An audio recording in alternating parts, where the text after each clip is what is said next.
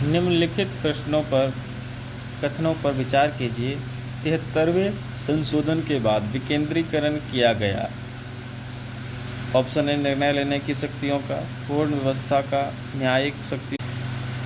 उपर्युक्त में से कौन से कथन सही हैं? इसका आंसर है 1, 2 एंड 4, दैट इज निर्णय लेने की शक्तियों का, पूर्ण व्यवस्था का और प्रशासनिक शक्तियों का। ठीक, 1, 2 एंड 4।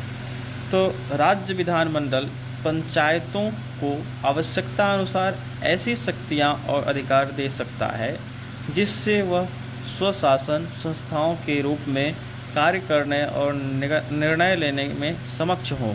73वें संविधान संशोधन के तहत पंचायती राज व्यवस्था के माध्यम से लोकतांत्रिक विकेंद्रीकरण के साथ साथ आर्थिक और प्रशासनिक व्यवस्था का भी विकेंद्रीकरण किया गया है। यह अधिनियम देश में जमीनी स्तर पर लोकतांत्रिक संस्थाओं के विकास में एक महत्वपूर्ण कदम है।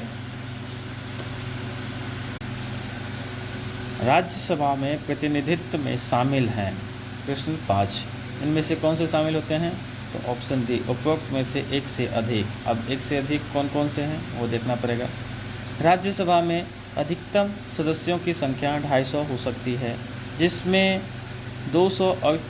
से 238 सदस्यों का निर्वाचन संबंधित राज्यों तथा केंद्र शासित प्रदेशों की विधानसभाओं के निर्वाचित सदस्यों अर्थात अप्रत्यक्ष रूप से नागरिकों द्वारा उनके प्रतिनिधियों के माध्यम से चुने गए सदस्यों द्वारा एकल संक्रमणीय अनुपातिक मतदान प्रणाली द्वारा किया जाता है।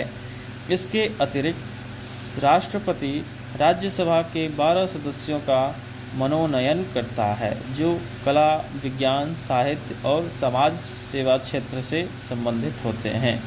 तो इसमें है नागरिकों द्वारा सीधे चुने गए सदस्य। तो नागरिकों द्वारा उनके प्रतिनिधियों के माध्यम से चुने गए सदस्यों द्वारा होता है। तो सीधे नहीं चुना जाता है, उनके प्रतिनिधियों द्वारा चुना जाता है। और प्रत्यक्ष रूप से नागरिकों द्वारा उनके प्रतिनिधियों के माध्यम से चुने गए सदस्य। तो अप्रत्यक्ष रूप से नागरिकों द्वारा, ये तो सही है। ऑप्शन